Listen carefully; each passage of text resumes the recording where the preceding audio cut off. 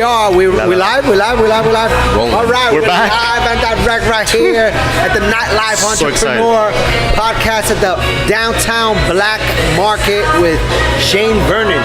What's going on, my brother? Hell yeah. What's up, guys? Thank you for having me. Black Market. Black Market, and also from the Red Rabbit Presents. Red Rabbit Rabbit Presents. Presents. That is the mothership that thinks about everything. Yeah. That spits it all out. All right, we start every episode with telling our audience our handles. Yes. You guys can find me at the Nightlife Entrepreneur on Instagram and at LMG Miami. You can find all our parties. Yeah, you can find me at Ico Taps Beer and at Doral Food and Wine Festival.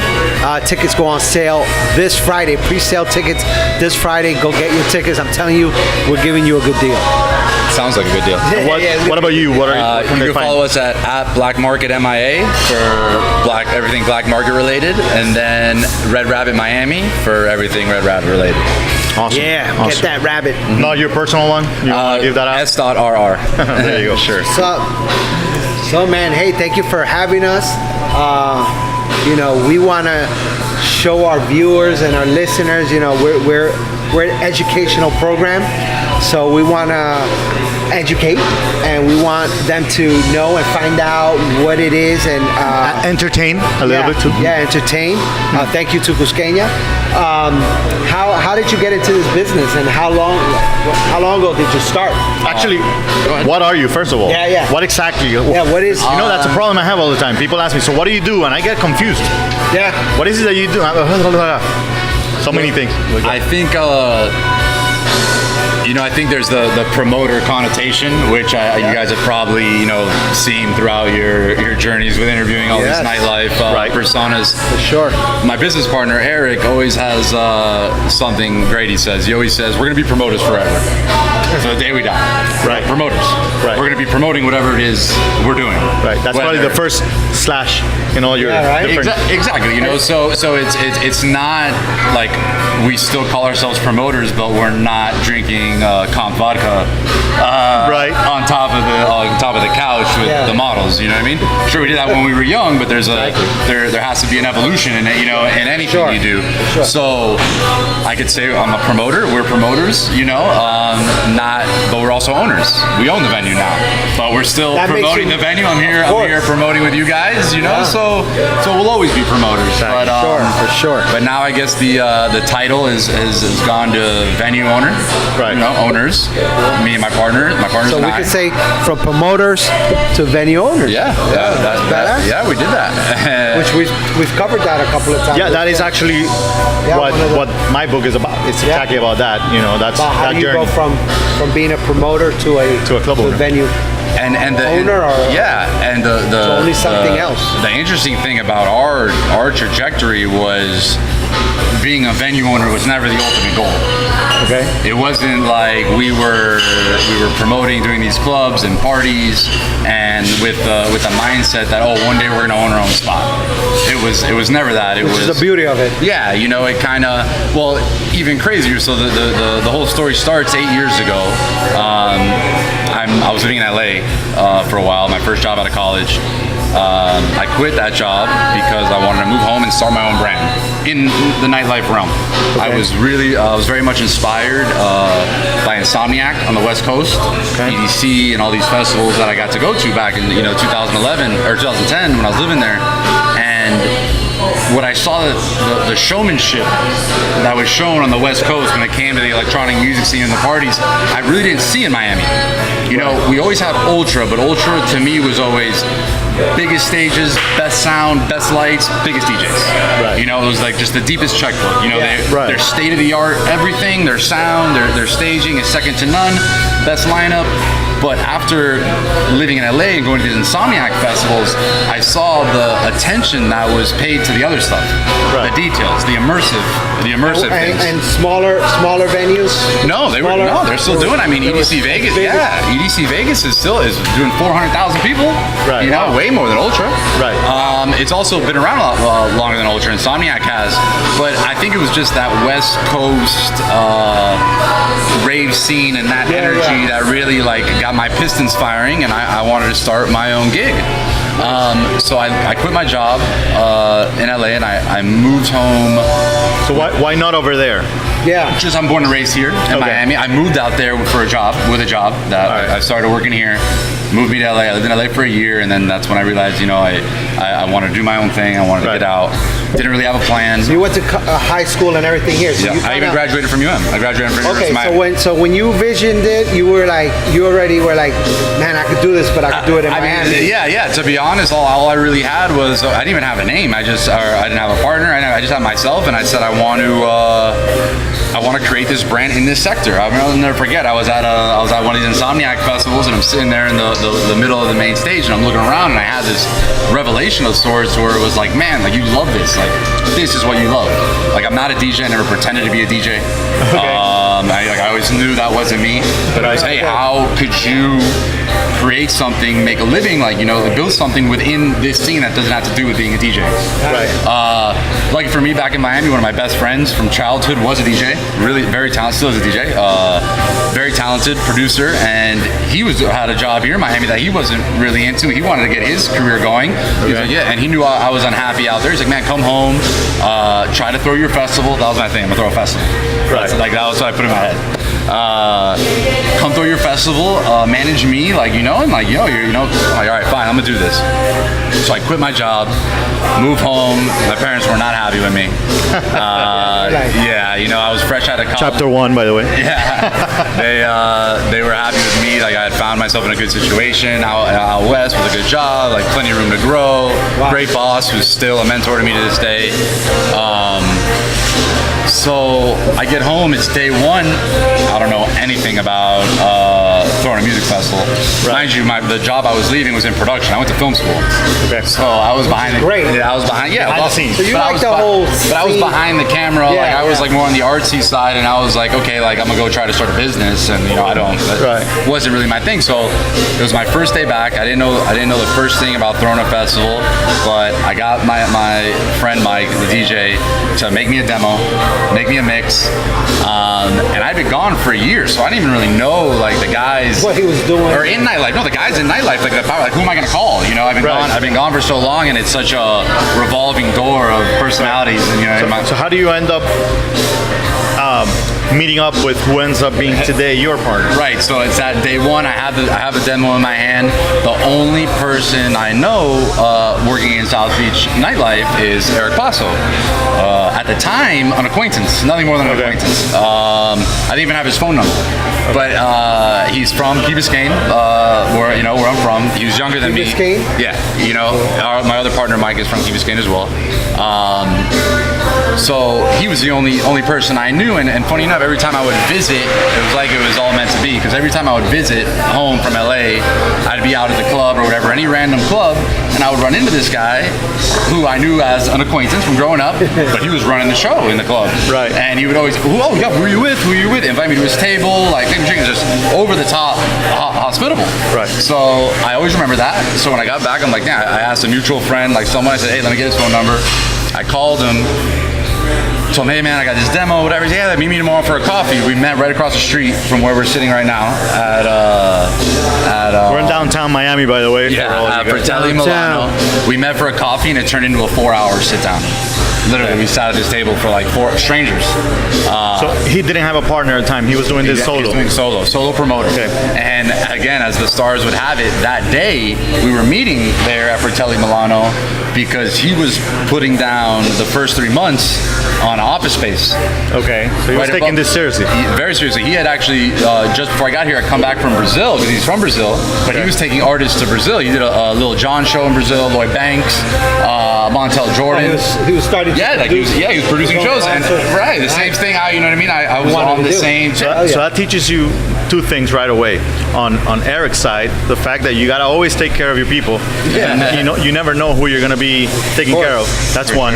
And number 2, from your side, is you gotta keep your eyes open. There's a lot of people that are doing this solo or that want to join and get in this, and we always say, do this in a partnership. Do this together. There's always gonna be, if you really want a future, even though this guy wasn't thinking of owning his own place back then, maybe thinking of producing a big event and all that, still together is always better. And that's good that you kept in touch. You kept seizing the moment. I guess. Yeah. And you know what I think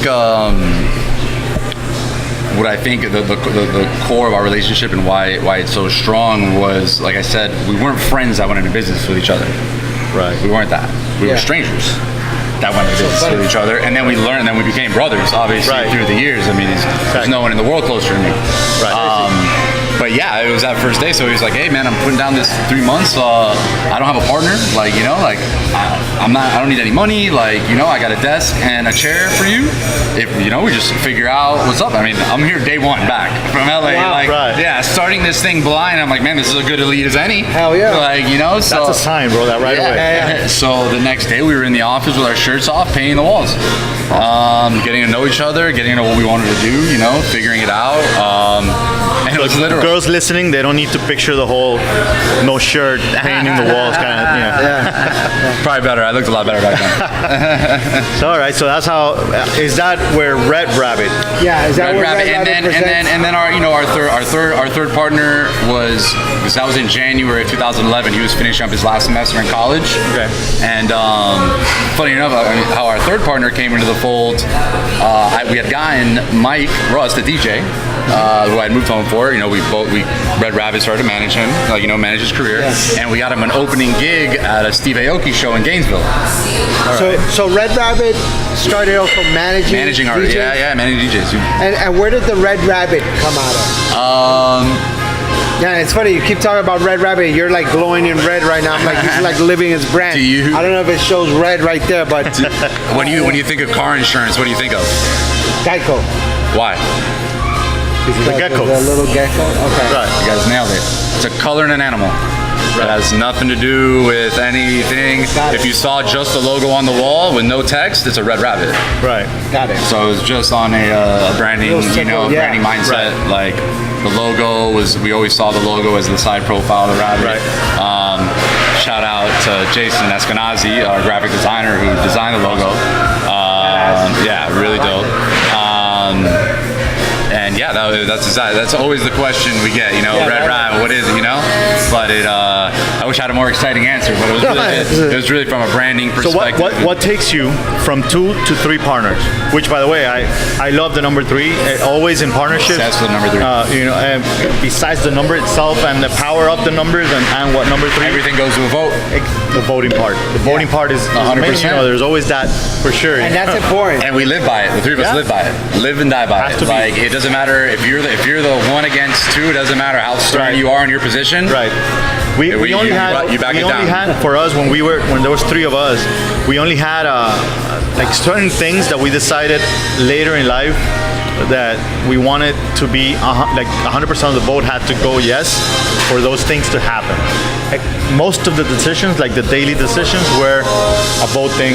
You know, 2 votes. That's it. You know, but some of the things, like starting a new venue, for example, for us was like it has to be unanimous, because we always realized that third vote that said no 6 months later was gonna say I told you so. So you know, there was a little to that, but yeah, I love the fact that you guys. And how did the third partner come in? So you guys started managing. No.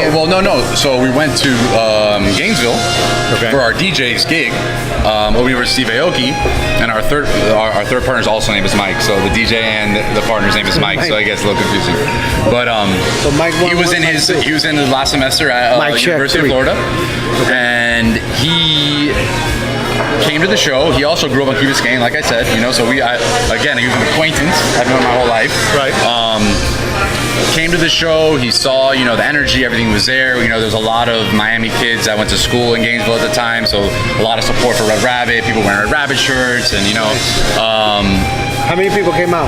Oh, it was a Steve Aoki show, so they sold it out. Yeah. So when we got back to Miami, that spring break, Mike, who was at school at the time, calls Eric and I, and he's like, "Hey, that show was amazing in Gainesville. Everything's great. I'd love to come in and talk to you guys." Okay. I'm like, all right, sure, come on in. At the time, Eric and I had already been developing a festival concept, because that was, you know, what we were going to jump into. Mike came on his spring break, came and sat with us, and he came with and this is how you'll see the 3 mindsets and the 3 roles. He comes with this it wasn't a brochure, it was a packet with infographics and demo breakdowns of like our whole industry. Nightlife, electronic music specifically at the time, like where it was, a bunch of numbers. He did his homework. But this is who he is. Oh, okay. Right. And this is what we needed, and what you always need in the group. So he comes in, he gives us this whole spiel. I mean, and then at the end of it, we're like, hey, like, we can't pay you. You know what I mean? We don't have any money, but you know how to make a business plan. I said, yeah, of course I know how to make a business plan. That's what that's what I'm in school for. Like, all right, well, make a business plan for this music festival. You're an equal partner. Right. Like that'll be your thing. And he jumped at it. And he came in, and from the festival obviously never happened. Right. But from him coming in then and working on that, his skill set was able to find itself in other areas, that we needed. Hey, so that festival never happened? The one that you guys were like, oh wow. Yeah, it was gonna be at the Miami Aquarium. But you have no idea how many festivals don't happen. Yeah. How many ideas don't happen or end up happening through somebody else. I'm in year 3 and I'm like, you gotta have stamina. I have the Volleypalooza, a proposal for the Volleypalooza from the year like 1994 in a floppy disk. Oh yeah. So you get an idea of like. Yeah, it's funny. Today I was mentioning to my wife, we're going into a meeting. I said, I'm telling you, this food and wine festival thing, you have to have stamina first. Not anyone could just do a festival. It's crazy, and especially when it just like grows, so fast, Right. So but we were young too, man. I mean, I was 24 at the time. Eric and Mike were 23. Like, we were really young. Like, we still, while we were more forward thinking as far as like legitimizing ourselves, like it's like doing away from the individual promoter in like Miami Beach nightlife, creating a brand, Right. Building that brand out within the nightlife spectrum. We were definitely ahead. You know what I mean? Of our time, like for our age group, a lot of guys our age were just like doing the promoter thing. Right. You know? Said the model table. But with that said, the time and place of it all provided a lot of access, you know what I mean? We threw like amazing parties, they were incredible. But you remember what was the first venue where you worked at as a company, as Red Rat? Grand Central. Okay. We did our launch party. Nice. We did our launch party at Grand Central. Great venue, great sound. One of my favorite venues of all time. Really good friend, like still to from then to now. I mean, if I was gonna say friends, we met along the way in the industry. Jake and Aramis at Pop Life are just top-notch guys. We've done business with them throughout our 8 years. But we did Grand Central. It went awesome. Like, it really popped off. People were receptive. Again, it was very much a time and place kind of thing. That was January 2011. 2011 is the year that Dave Grutman took over the bookings at Live, and Live went off the hinges with the booking the world-class DJ. Electronic music. I think that was the same year Dave got in the top 20 Rolling Stones most influential people in EDM. Yes. So that was them doing it on the Live level, and we were existing underground. Underground, but not necessarily like underground music, like techno, deep house. No, like back then the mainstream was underground. Exactly. Like what we see as mainstream now was underground back then. Like as cheesy the David Guettas and like Tiesto, like those, like people didn't know yet. Right. It was still a secret, the whole thing. Right. Like marginally a secret, comparatively to where it is now. Same thing with that music, and in our genre, for us, our parties that today have become all reggaeton, for example. Everybody for Spanish community, Music is cyclical. We used to have J Balvin and Maluma on our stage at the club. Yeah. You know what I mean? That kind of thing. Nowadays, it's possible. We offered J even like it was a year and a half, 2 years ago. We offered J Balvin $30,000 to come do 3 songs over playback. Right. No band, no night. Just plug in a mic, just talk over the playing song. $30,000 for 3 tracks. He said, nah. No, thank you. Right. Crazy. Yeah. Like, and we would fly him in, put him up. Like, he comes in for the day, the night. Next time, call Fede. Your boys with J Balvin? He's with a guitar. He'll do it for half of the price. So with what's going on with EDM nowadays? Like, what's Oh man. So this is but hold on. Besides Live just here for in the Miami, listeners, this is how you got into the whole like promoting? You started promoting these parties? Yeah, we started doing these parties. So like I said, our first party was at Grand Central. From there, it was my partner Eric's birthday, so we wanted to do like a big bash for his birthday. Okay. A buddy of mine, his family used to own this just beautiful mansion, like on the ocean on Key Biscayne. Okay. Beautiful. And so there you're like, oh, like let's do a pool party at, you know what I mean, at the crib. Woo. Sounds great. My dad was the mayor of Key Biscayne at the time. Okay.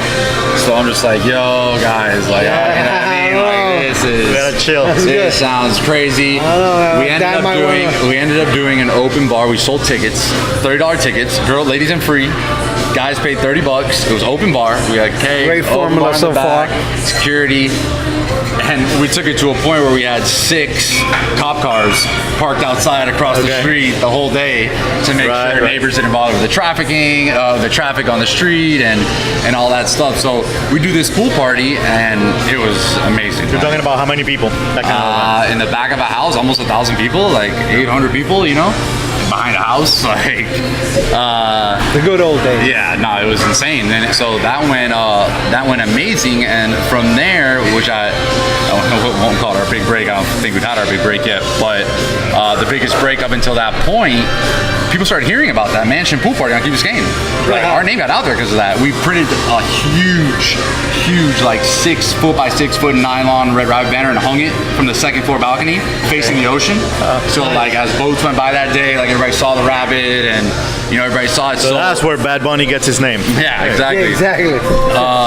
So because of the notoriety that came from that party, we got a call from Club 50, which at the time was still called Club 50, numerically 50. Right before the W came in. For their pool, and they were like, hey, you know, we heard... based on that party?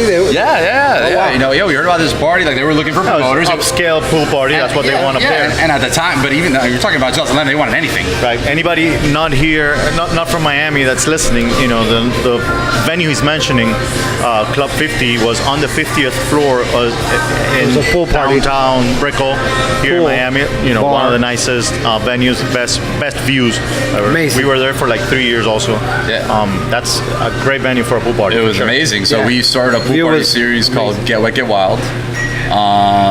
And man, that was like, you talk about the prime of this whole, you have Live going off again, like 2011, and then we're doing these like rooftop pool parties, 50 floors up, super localized, you know, we're all born and raised here, so our following and, you know, everybody was super localized. So it was, I mean, it was an energy that like couldn't be replicated. It was it's so time and place, you know. It's just not the same anymore. But from there, those parties is what really took us off, man. And we've worked at every venue. Another thing you mentioned that was interesting was as promoters, you guys started getting called everywhere. Yeah, that third partner when he joined in, the fact that he did something you guys saw that you needed, and you offered him equal partnership. A lot of people don't get, you know, where they want because of greediness. Yeah. You know, there's a lot of that. Like people will be like, this is my idea, this is what I want to do, this is... Yeah, I'll pay you, but I won't share this with you.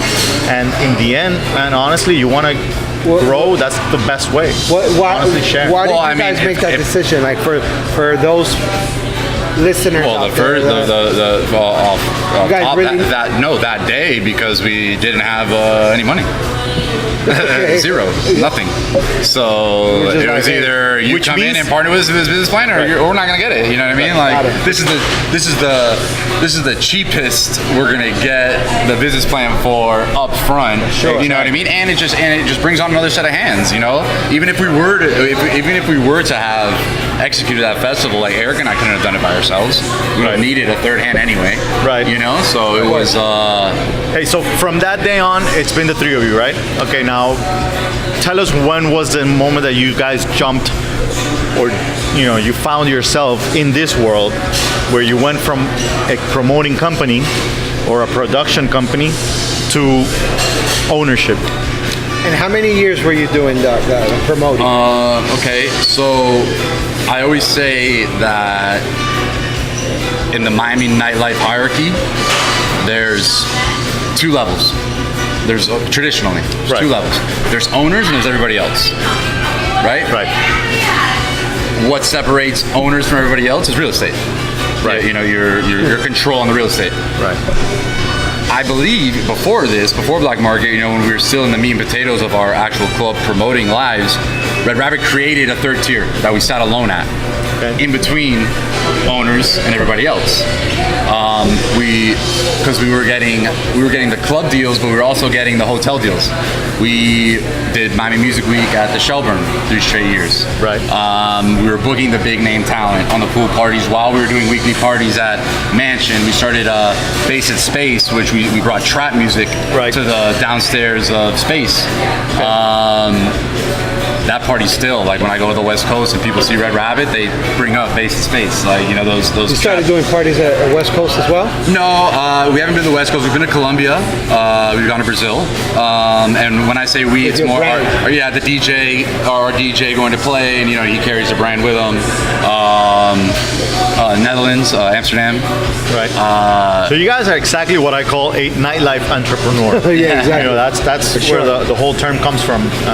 Honestly, the fact that, you know, like I said at the beginning of our talk, when people ask me what do you do, you know, I'm like, yes, I am a promoter. I'll always be a promoter. I have owned over 10 venues here in Miami and in Colombia. We've owned a couple also. But we are always going to be promoters. We're always going to be doing that. We've produced events. We've produced concerts. You know what I mean? And now we're teaching. We're doing the podcast. We're doing all these things. Anything that has to do with the nightlife that in some way becomes a business, we're in. You're in. Most likely. For, you know what I mean? As long as it's legal. Your entrepreneurship kicks in, right? But for sure, you know, from what I mean, you guys did great for sure, because this is an amazing venue, by the way, here in downtown. You guys got to check it out. What's the address? 168 Southeast 1st Street. There you go. Yep. Check it out. On the corner. Black Market Come up on your lift. It's amazing, and besides this venue down here, they're about to open another one from what I hear. Right. Yes. So the big picture of this always was the upstairs space as well. We have a bigger space, actually, square footage wise, than down here. It's funny how it all came to fruition. So 8 years ago when we started, like I said, we opened up our first office right across the street from here on Southeast 1st Street. Right. Since then, we've occupied 4 different offices, all on Southeast 1st Street. Okay. 2 there, 1 right next door, 1 at the end. We've always been. And right 8 years of my life, I walked by this place, I never stepped foot inside. Oh wow. Every day. Used to be a Peruvian. It used to be a Peruvian restaurant. Before even knowing it, that was only the last 3 years. When we first came into downtown, it was closed. It was formerly a Italian joint downstairs, a lounge upstairs, and that lounge was owned by Aramis, Lori from Pop Life, Grand Central. It's all very full circle. So yeah, we walked by this space, like I said, for years and years and years. It wasn't until one day, it was actually Eric's father, came into the office, say, "You guys, I got something I got to show you guys." We were in like a weird funk, trying to figure out, you know, what that evolution is going to be. You know, we knew we were tired of the clubs, tired of working for owners, or like, you know, tired. As much freedom as, you know, we were given, it always felt like there was a glass plate being held over our head. You know what I mean? They just hold you there, and you want to stretch for more, you want to do more, but they keep you where they can control you. So we said, "You guys are gonna come see this?" We're like, "Nah," you know, we kind of blew them off, whatever. Comes the next day, like literally the day after, "You guys gonna see this?" And we're like, "Nah," you know, mind you, we're down the street. We're like 30 yards away. We're just being assholes about it. Right. Until he comes in and he's like, "All right, well, I'm not asking you guys anymore. I'm telling you, get your ass up and come look at this." So we're like, "All right, man, you know." This is Eric's dad. This is Eric's father, yeah.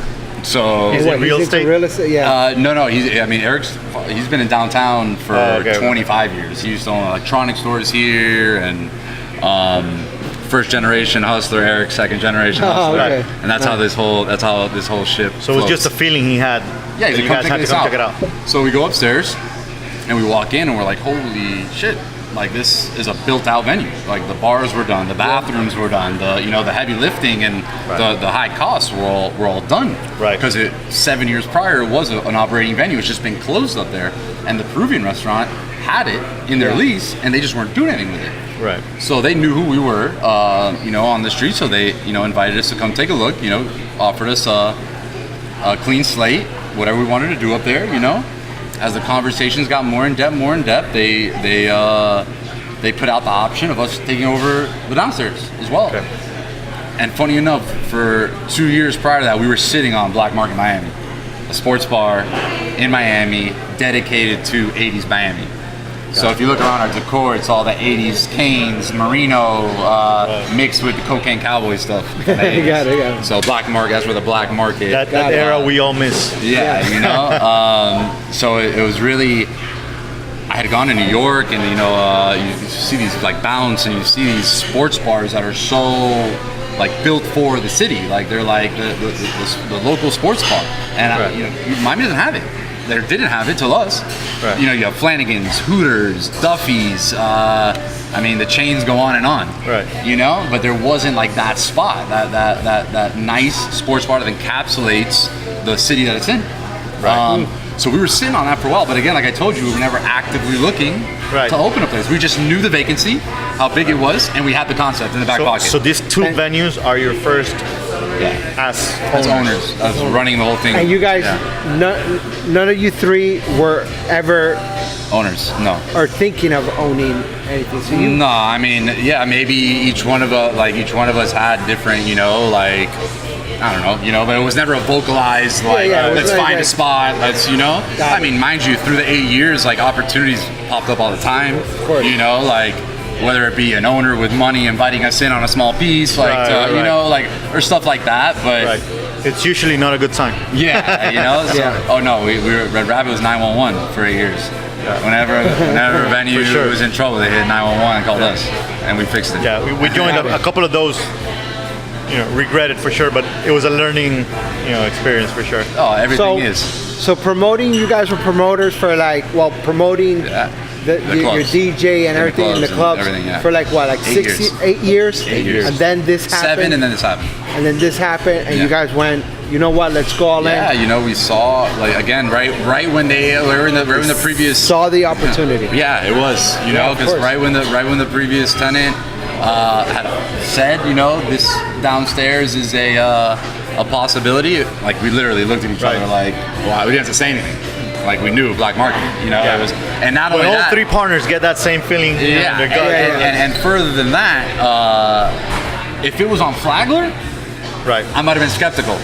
Okay. But it was on Southeast First, where we've been on for 8 years, 4 offices with the address Southeast First. It's like, I can't slap fate in the face. Like, this would be just disrespectful. Right. I love the fact that you guys take signs seriously. This whole thing has been like crazy.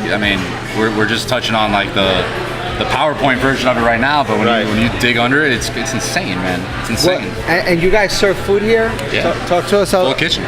Yeah, full kitchen. Yeah, we were nominated for Best of Miami, Best Bar Food this year with Miami New Times. Oh, nice. Yeah, we won Best Bar Central Miami. But our food's excellent, man. I'm not even saying that. It's really good bar food. So is Eric's dad a good client? Eric's dad's a partner. Oh, there you go. Yeah, there you go. And not a like a financial partner. Like right now, he's roll up your sleeve. He's our general contractor. He's our guy that gets us off our ass and gets us to come. He's definitely an entrepreneur. He kept looking for you guys. He's a monster. And he knew. He knows. He had it in the pocket. He was like, I gotta. Well, I can tell you this. Here. I know the story of the venue before, and what they made happen here is important. Yeah. Because it's not having the money, because people that were here had the money. Oh yeah, it's you know what I mean, and even the and I know the story why they just couldn't. It's a lot more than that, and starting with the good vibe, and making sure you're doing good. You're not fucking people. And and you're just digging into the business of things. Like when we were going to open this, like our biggest threat was the kitchen. We were petrified of the kitchen. Because all the parties we've done, we've worked bars, we've operated bars, a kitchen was something that we've never seen before. And then, as you go through the process and you start opening doors, making sales, generating crowds different nights of the week, and you start getting to get a gauge of numbers, you just want to throw the kitchen in the river. Right. And like I hear people like the horror stories of opening up a restaurant, and it's like from what I've seen, if you don't have a full liquor license, like if you're not selling alcohol with the food, Like, man, you got to be a famous chef with a big brand name, or restaurants with no bar here in Miami, very, very tough. It's full tough. bar, right? You need a full bar. Oh, yeah. Definitely. At the very least, beer and wine, you see a place like Lagniappe. They crush it. Crush it. And they're all beer and wine, you know? I mean, right now it's 5:30 on a Tuesday, it's a concept. and you're starting to get a crowd back there. Yeah. You know what I mean? Drinking. But it's Tuesday. Oh, for sure. Oh, no. I mean, alcohol was illegal in the United So what States. time are you open? We have a 5 a.m. liquor license, so upstairs will be a later night that goes to 5 a.m. Right now, during the week, Monday to Thursday, we go to about 12. You know, we have our times online, but you know, if there's people here drinking, we'll stay a couple more. You know, if we're empty an hour before we're supposed to close, we'll start shutting it down. You know? Talk to us about your concept for upstairs. Are you planning to start, producing concerts with DJs? What we envision upstairs to be is, like I said, it's going away from the same old club programming, which is Sinful Thursdays, Freaky Fridays, Super Cool Saturdays. What's the name of upstairs? The name of upstairs will be called Aftermarket. Aftermarket. And it's going to be, look out for it. And going away from the format I was just saying, it's going to be a concept event space. So you'll have to check our calendar to see if we're even open or not. You can't just show up here on a Friday or Saturday and assume we're open. Might not be open. We might not be open. What's the capacity upstairs? We're still getting our legal cap, but 350, you know? Okay. Something along that, maybe 400, and then with downstairs another like 290, you know? Because they do a total occupancy for the upstairs and downstairs. So, which is a good number that you want. You prefer that. To maintain the quality for sure. Oh yeah, no, absolutely. Something too big, it gets tough to fill every week. Exactly. Not everybody is live. Right. Exactly. But based off and then again, so going back to how we're programming it, so taking that monthly party format instead of the weekly party format, we've gone out, we've gotten DJs, promoters, people in the scene who we've worked with over the years, who we respect what they're doing, we respect their crowd, and we've invited them through to offer them monthly parties. So once a month, they get, so it's the same thing as, these guys doing the weekly parties, but you get more time in between. People don't get stale. It's not trying to bring the same group to the same place every Thursday, which is hard. Like, you're always thinking. You know what I mean? And it gives you a month, to prep it, and so it'll allow not only your party doesn't get stale. So every month you have a month to make it hype, make it hot, make something new. That's exactly the same technique we apply. Not doing the event only venue, but when we've been owners, we've always used that same technique of using outside promoters for sure. The companies that have been our competition, good ideas, or the ones that we see that are thriving and all that kind of thing, for sure. Trying to make them as different as possible, one night from the other, for that same. And even for us, it's probably tough. Like something to get accustomed to on switching from the solely promoter to the owner is understanding that concept. So you think you can do it all by yourself. Right. Like, wait, I'm the promoter. I don't need a promoter. Like, we've been promoting for 8 years. Like, what? One of the things that's great, or at least for us has been, is when we are owners and we are doing any kind of contract with a promoter, they love the fact that we understand exactly where they're coming from. Oh, that's the same. Everybody we brought up here, they're like, they know us. We've had the talks outside of the club that we were both working at. We were bitching about this. It's like, we're bitching about that. It's like, it's nothing's gonna be like that anymore here. Right. It's just like carte blanche, like your creative spectrum, like, because we know the struggle, we know how it goes, so we're gonna do exactly the opposite. Exactly. Hey, what would you tell that promoter who's thinking about getting out of the business? Is it something? What would you say is it that you follow your signs, your intuition? How is it luck? Like, man, the harder you work, the luckier you get. That's for sure. That's for sure. So I don't want to say like, I don't believe in luck, because you know what I mean? It's like, what's the difference between luck and fate? And you know what I mean? There's blurred lines there. But the only advice, I guess the best advice I could give, and it's been hard for me to learn it myself, is patience. Really is, man. It's tough. Which, by the way, patience means in 8 years you'll own your own place. Yeah. You know what I mean? No, honestly. Yeah, of course. And that is that is what it is. It's about the same in our story. It was about the same time when we started, and it works. It works out. Number one, because mostly you will probably start at that age where they started. By the age that they are now, they're really mature enough. Yeah. They understand the business enough. For sure.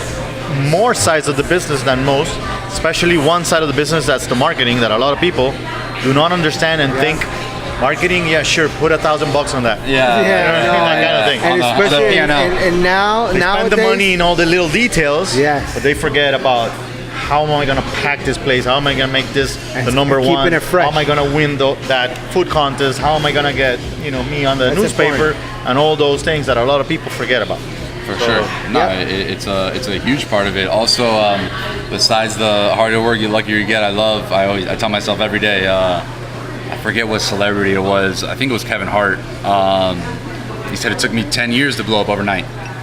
I love it. That's awesome. And I repeat that to myself every day. Yeah. Like, it took me 10 years to blow up overnight. It is true, and I'm gonna tell you one thing also from my experience. We have also been up there owning our own place or places at one point, and just one day it just all went to shit. But you know what? The next day we got up and kept on. We went back to you live and you promoting, learn. we went back to that, and we went back to owning another one, and then another one. And we are in a position nowadays that we have different options. We are working on different things to open up right now. I mean, but it means that like it's always going to be, up and down, 100%. up and down. Oh, that's how So- that is the trajectory. Exactly. And that's how it is in It's not everything. always good. In everything. It's not always good in everything. But in this business, a lot of people think, oh, I had a bad day or a bad year. Let me get out of this. I'm done. Let me be a realtor. I mean, that's 411 Pain. Are you planning to I'll open tell up you all the somewhere else? places. No, right now, it's one step at a time, one foot in front of the other. Right. What I will comment on, what you were saying there, if I will say something about my team and, Red Rabbit, is resilience. Exactly what you said. Exactly. I mean, we've had, our biggest flops, Right. That's the only way you're gonna grow. About, crazy flops, Right. like parties. And we're at the back of the party, while the flop is going on in our face, and it's like Monday morning. Right. Like Monday morning. What went wrong? Right. What, you know what I mean? Like it's perseverance. It's a competitive thing too. You really got to tap into your competitive side on things. You know. Yeah. And it's always like you throw a bad party, like you have to want to come back and not let that be the last thing. That's people a tip, all right, party remember. people? For It really is a competition. Life is a competition at the end of the day, and it's and until you embrace it and you You gotta psych yourself up. yeah, psych yourself up and be like, I'm gonna go get this. And if not, then you're screwed, in the wrong man. business. You're screwed. I mean, no, you're screwed. Hey, what would you say is one of the biggest benefits you get as a nightclub promoter or owner? Either one. Benefits? Benefits in general, in this line of business. What is one of those good benefits you get? And in some jobs you get dental. You get what? Dental. Life insurance even. You don't get that shit here. Yeah. No, but in general, this is a business that is different. Yeah, of course. A lot of people only see the bad. A lot of people think You don't get dental, but you liquor, get and French a lot of fries. people think there's a lot of drugs in this. Thank God I don't see them in mine. Yeah. And it all depends on your business and what you allow or not. But there's so many good things, Yeah. like work-life balance. In my case, it's always been a great thing. You know what I mean? For not saying all the savings I've had just going out. I'm not going to talk about Hey, my I was benefits. doing numbers, actually, matter of fact, and I'm going to blog about it. I was doing numbers, and I have already saved $1 million Million. just on the money I've saved on the drinks. complimentary Yeah. drinks and bottles and food that I've had. Did the math. And I did the math. So if that's nothing, believe me, that's just little perks. besides the money we've made? Nah, I think I would say the biggest benefit is I don't have to be somewhere at 9 a.m. with a suit and tie on. Which is a big thing, honestly. Yeah, that's I mean, that's how I that's how I roll. No, but it's how I measure success. Oh. Because if you ask me, am I the wealthiest guy right now? No, I'm not. Like I'm in the game. Like you know what I mean? I'm in the game. Right. And I'm playing it. But you have to figure out how you define success. Is success just based on your bank account? Yeah. Right. Like, because if that's the case, then Or I'm not savings. successful. Right. But then you're here doing an interview with me about this bar I'm doing. You know what I'm saying? Exactly. Bar you So own. it's not success can't be on financial terms. We live in such a instant gratification society with social media and everything. Everybody wants to be like put on right away. Everybody wants it all right away. So yeah, I mean, success for me has been my entire 20s, waking up every morning and doing whatever I want to do. Exactly. Nice. That's success. That is what it is. Where are There your you go. partners right now? Are they all working? How we do our closing schedule is one of us is here, and then 1 on, 2 off, and then we rotate like that. Okay. So they're out already right now. We did our daytime grind and they're off. Yeah. It's still You know how many people wish to call this work? Yeah, right. Just having to, Hang out.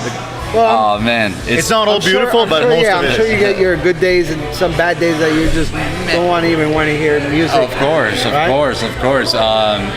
another some good advice. Some of the best advice I ever got was I walked on and played college football at UCF, and it was my first day, and it was after practice, and it was like, man, everybody's big and fast, and it's not high school. Yeah. Right. And I'm coming off the field, and I grabbed the wide receiver coach at the time, and I said, hey, coach, man, you got any advice? Like, just general. I was looking for general advice, just to help me get through like these practices. And he didn't even hesitate. He's like, yeah, I got something for you. He says, you're gonna have good days, you're gonna have bad days, just like everybody else. It's like anybody can react good to a good day, right? How hard is that? It's how you react to the bad days that are gonna define who you are and what you do here. And I'll never ever forget that. And it was way bigger than football. Way bigger than football, and way bigger that day on the football field. And it's something I'll always, if I'm having just one of those days, bad days, like I'll zen in and I'll say good days and bad days. Like, shout outs to that coach. How are you gonna handle the bad days? Right. And that's the kind of stuff. What's the name of that coach? Coach Tim Salem. I think he's at Shout out. the University of Pittsburgh right now. Hey, with that said, I think we can close this interview with that. Do not take your football coach for granted, for sure. Yeah. But guys, hey, this was it was an amazing A lot of tips, interview, a lot for of sure. A lot of tips, inspiration. a great inspirational story, motivational. For sure. Come out here to the black another market. one of those, I don't want to say rags to riches, for sure, but definitely from bottom up, from, from going from another city, just saying, I want to do this. Hey, spiritually also rich. Yeah, Exactly. Definitely opening up to joining forces with different people that he didn't even know. Don't be afraid. Follow the Probably signs. be interviewing your partners. sure. One of these days, they love you so much. Stay away from First Street. You love them. Stay away from First Street because they got this locked down, right? So guys, remember the Black Market here in Red downtown Rabbit Miami. Red Rabbit Presents. You got to follow them on their Instagram, which is Red Rabbit Miami. and Black Market is. Black Market MIA.